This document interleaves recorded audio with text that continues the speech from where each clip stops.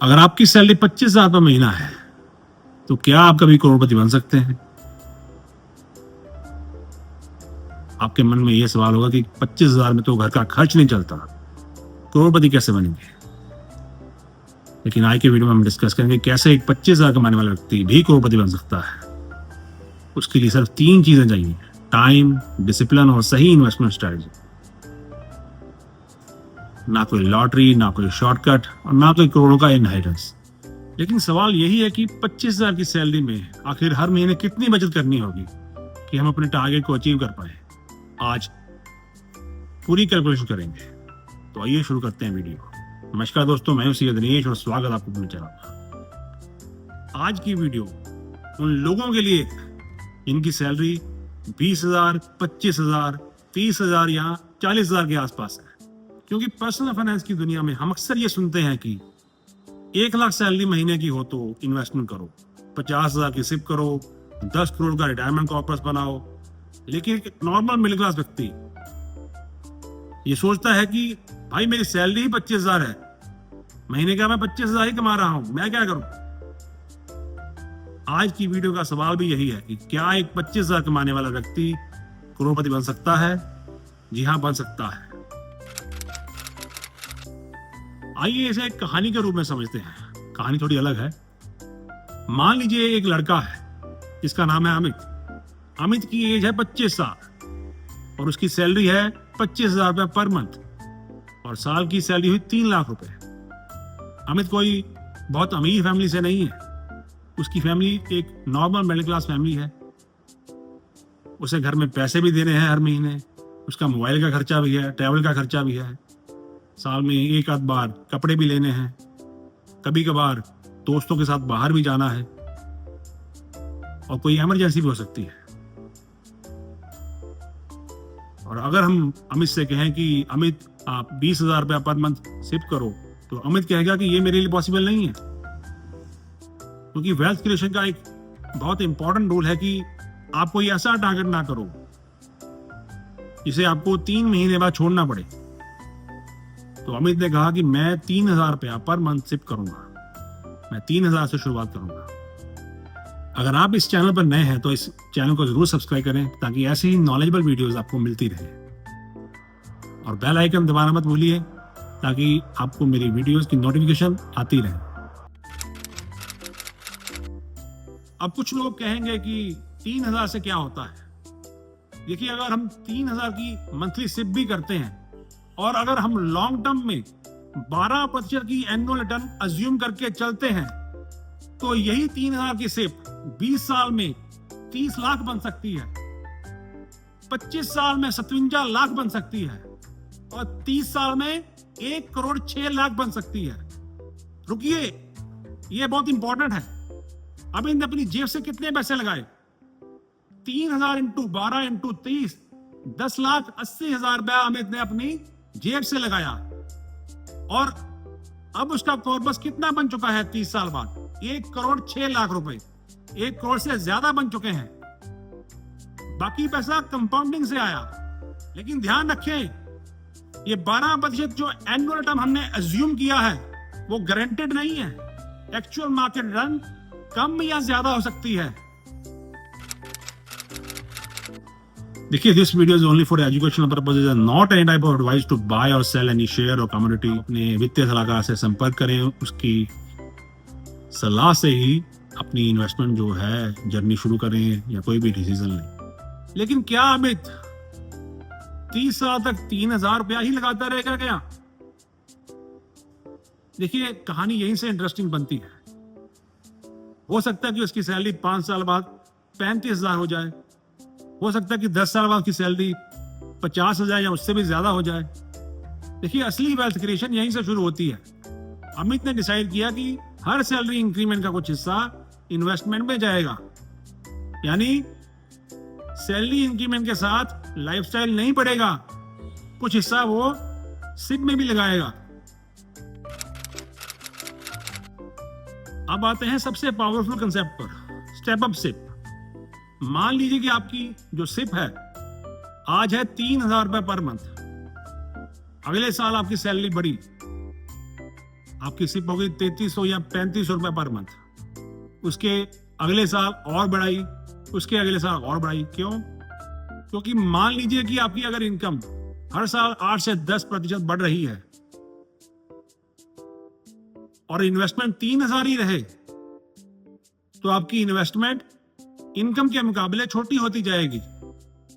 और अगर आप इनकम बढ़ने के साथ साथ इन्वेस्टमेंट भी साथ साथ बढ़ाएं, तो वेल्थ क्रिएशन की स्पीड बहुत बदल सकती है। अब एक बहुत इंपॉर्टेंट सवाल है कि 25,000 की सैलरी में से 3,000 की सिप कैसे करें। मान लीजिए कि अमित का जो मंथली बजट है वो कुछ इस तरह है। घर में वो 15,000 रुपए हर महीने दे रहा है, ट्रैवल के लिए वो 3,000 रुपया खर्च कर रहा है हर महीने, मोबाइल और इंटरनेट यूटिलिटीज के लिए वो 1,000 रुपया अलग रख रहा है, उसका कुछ पर्सनल खर्चे हैं उसके लिए वो 1,500 रुपए खर्च कर रहा है, इमरजेंसी फंड के लिए वो 1,500 रुपए रख रहा है हर महीने। टोटल हो गया 22,000 और 3,000 की सिप, टोटल हो गया 25,000 रुपए। देखिए, हर व्यक्ति की, हर फैमिली की जो सिचुएशन है वो अलग होगी। किसी की सैलरी 25,000 होने के बावजूद उसकी जो खर्च हैं वो 20,000 रुपए हो सकते हैं। यहां हम मान के चल रहे हैं कि उसका जो घर है, यहाँ वो रह रहा है, वो उसके फादर का है, वो अपना घर है, उसे कोई रेंट का खर्चा नहीं करना पड़ रहा है। यहाँ पे किसी को रेंट का खर्चा भी करना पड़ सकता है, किसी को घर में ज्यादा पैसे देने हो सकते हैं। देखिए, हर एक की फैमिली सिचुएशन अलग हो सकती है। देखिए, हम यहाँ पे नंबरों को ब्लाइंडली कॉपी नहीं करेंगे, लेकिन हम प्रिंसिपल कॉपी कर सकते हैं। सबसे पहले आप अपनी जो इन्वेस्टमेंट है उसका पैसा अलग रखो और बाकी सैलरी में से घर का बजट बनाओ। 25,000 सैलरी से करोड़पति बनने का दूसरा रास्ता। मान लीजिए कि अमित कहता है कि मैं 30 साल इंतजार नहीं कर सकता, तो क्या करें? भाई, इनकम बढ़ाओ। देखिए, अगर इनकम बहुत कम है तो इन्वेस्टमेंट लोन, अकेली इन्वेस्टमेंट आपका प्रॉब्लम सॉल्व नहीं कर सकती। 25,000 की सैलरी में 3,000 की इन्वेस्टमेंट एक अच्छा स्टार्ट है, लेकिन अगले 5 से 10 साल में आपका लक्ष्य होना चाहिए 25,000 से 35,000, 35,000 से 50,000, 50,000 से 75,000 और 75,000 से 1,00,000। लेकिन कैसे? भाई, स्किल डेवलपमेंट कर सकते हो, फ्रीलांसिंग कर सकते हो, कोई नया बिजनेस शुरू कर सकते हो, जॉब स्विच कर सकते हो, या कोई प्रोफेशनल सर्टिफिकेशन ले सकते हो जिससे आप ज्यादा इनकम कमा सको। लेकिन इनकम बढ़ने के साथ साथ एक रूल भी है कि लाइफस्टाइल को उतनी स्पीड से मत बढ़ाइए जितनी स्पीड से आपकी इनकम बढ़ रही है। सैलरी 25,000 से 50,000 हो गई, क्या करें? 2 रास्ते हैं। पहला रास्ता, नई कार ले ली, 10,000 की उसकी EMI शुरू कर ली, नया फोन ले लिया, 3,000 उसकी EMI शुरू कर ली, 5,000 की शॉपिंग कर ली, 4,000 बाहर खाना खाने में उड़ा दिए, बाकी घर खर्च में लगा दिए। देखिए, इनकम 50,000 हो गई हर महीने की, लेकिन सेविंग्स फिर भी कम। दूसरा रास्ता, सैलरी इंक्रीज में से 10,000 एडिशनल इन्वेस्टमेंट में डाल दिए, 5,000 लाइफस्टाइल के लिए रख लिए, 5,000 इमरजेंसी फंड के लिए रख लिए और बाकी घर खर्च में लगा दिए। देखिए, अब सैलरी बढ़ने के साथ लाइफस्टाइल भी बढ़ रहा है और नेटवर्क भी बढ़ रही है। यही डिफरेंस है रिच दिखने में और रिच बनने में। अब कंपाउंडिंग की कहानी को समझते हैं। मान लीजिए कि आपने एक आम का पौधा लगाया, पहले साल वो थोड़ा बड़ा हुआ, अगले साल कुछ और बड़ा हुआ, उसके अगले साल कुछ और बड़ा हुआ। आप बोलोगे इसमें क्या है? देखिए, यही पौधा अगले 15 से 20 साल में एक पेड़ बन जाएगा और आपको फल देने लगेगा। कंपाउंडिंग भी कुछ ऐसी ही है। पहले पहले ग्रोथ बोरिंग लगती है, लेकिन धीरे धीरे आपका पैसा रिटर्न कमाने लगता है और फिर रिटर्न पर रिटर्न मिलने लगती है और धीरे धीरे ग्रोथ एक्सेलरेट होती है। देखिए, यंग एज में छोटी सिप करने का यही फायदा है कि आपके पास टाइम है। देखिए, इन्वेस्टमेंट में एज मैटर करती है। हम 2 लोग लेते हैं, मान लीजिए राहुल है जिसकी एज है 25 साल, वो सिर्फ कर रहा है 3,000 पर मंथ। रोहित है जिसकी एज है 35 साल, वो सिर्फ कर रहा है 3,000 पर मंथ। देखिए, दोनों की इन्वेस्टमेंट अमाउंट सेम है, लेकिन राहुल के पास समय ज्यादा है और कंपाउंडिंग में 10 साल बहुत बड़ी चीज है। इसलिए इन्वेस्टमेंट में सबसे बड़ा एनिमी लो इनकम नहीं, कई बार लेट स्टार्ट भी माना जाता है। इसलिए अगर आपकी सैलरी आज कम है तो कम अमाउंट से शुरुआत कीजिए और इनकम बढ़ने पर इन्वेस्टमेंट बढ़ाइए, लेकिन शुरुआत टालिए मत।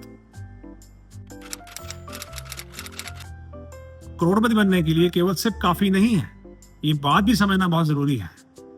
देखिए, वेल्थ क्रिएशन केवल सिर्फ से नहीं किया जा सकता। वेल्थ कई और चीजों से भी बन सकती है, जैसे कि प्रॉपर्टी से, साइड इनकम से, कोई और बिजनेस शुरू कर लिया उससे, सिप से, PPF, EPF, post office saving से। लेकिन सब में एक बात कॉमन है, आपको अपनी वेल्थ का कुछ हिस्सा लगातार वेल्थ क्रिएटिंग एसेट्स में लगाना होगा। केवल सैलरी बढ़ने का इंतजार करने से वेल्थ नहीं बनती। इमरजेंसी फंड, देखिए, मैंने अपनी कुछ वीडियोस में पहले भी बताया कि एक इमरजेंसी फंड जरूर होना चाहिए आपका, और यहां भी बताऊंगा कि अगर आपकी सैलरी 25,000 रुपए पर मंथ है तो सबसे पहले कुछ पैसा इमरजेंसी सेविंग्स में रखें, क्योंकि अगर कोई इमरजेंसी आती है तब आपको अपनी सिप जो है वो गलत टाइम पे बेचनी पड़ सकती है। अगर आपका इमरजेंसी फंड होगा तो ऐसी कोई नौबत ही नहीं आएगी, क्योंकि वेल्थ क्रिएशन के साथ साथ फाइनेंशियल प्रोटेक्शन भी जरूरी है। अगर आपकी सैलरी 25,000 रुपए पर मंथ है तो इन 5 मिस्टेक से बचें। पहली गलती, जब सैलरी बढ़ेगी तो इन्वेस्ट करूंगा। दूसरी गलती, पूरी सैलरी लाइफस्टाइल पे खर्च कर देना। तीसरी गलती, हर सैलरी हाइक पे नई ईएमआई ले लेना। चौथी गलती, क्रेडिट कार्ड को एक्स्ट्रा इनकम समझना। पांचवी गलती, इन्वेस्टमेंट शुरू करके मार्केट गिरने पर इन्वेस्टमेंट बंद कर देना। इन 5 में से सबसे बड़ी और डेंजरस गलती है सबसे पहली गलती, क्योंकि इन्वेस्टमेंट करने के लिए परफेक्ट फाइनेंशियल सिचुएशन कभी नहीं आती। इसलिए अगर आपकी इनकम कम भी है तो भी इन्वेस्टमेंट की शुरुआत करें। अब 25,000 से 1 करोड़ की जो जर्नी है उसको एक लाइन में समझिए।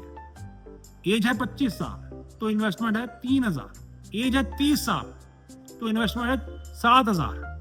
एज है 35 साल तो इन्वेस्टमेंट है 10,000। एज है 40 साल तो इन्वेस्टमेंट है 12,000। एज है 45 साल तो इन्वेस्टमेंट है 15,000।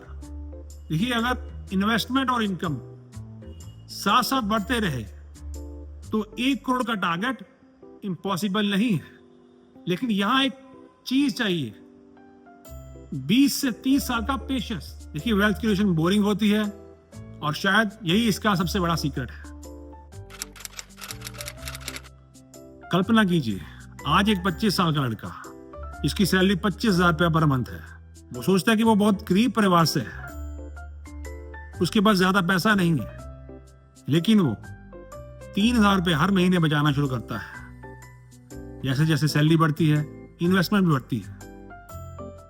कभी मार्केट गिर जाता है, कभी फैमिली एक्सपेंस आ जाता है, कभी इन्वेस्टमेंट रोकने का मन करता है, लेकिन वो पूरी तरह रुकता नहीं। और फिर एक दिन वही लड़का 50 से 55 की उम्र में जाके अपने इन्वेस्टमेंट अकाउंट को देखता है और उसे एहसास होता है कि जिस 3,000 को बहुत छोटी रकम समझता था, वही उसके करोड़ों के कॉर्पस की शुरुआत थी। यही कंपाउंडिंग की असली ताकत है। अगर आपकी सैलरी 25,000 है तो अपने आप से ये सवाल मत पूछिए कि मैं करोड़पति कब बनूंगा। ये सवाल पूछिए कि मैं इस महीने कितने पैसे इन्वेस्ट कर सकता हूं। 5,000 हो तो 5,000, 3,000 हो तो 3,000, 1,000 हो तो 1,000।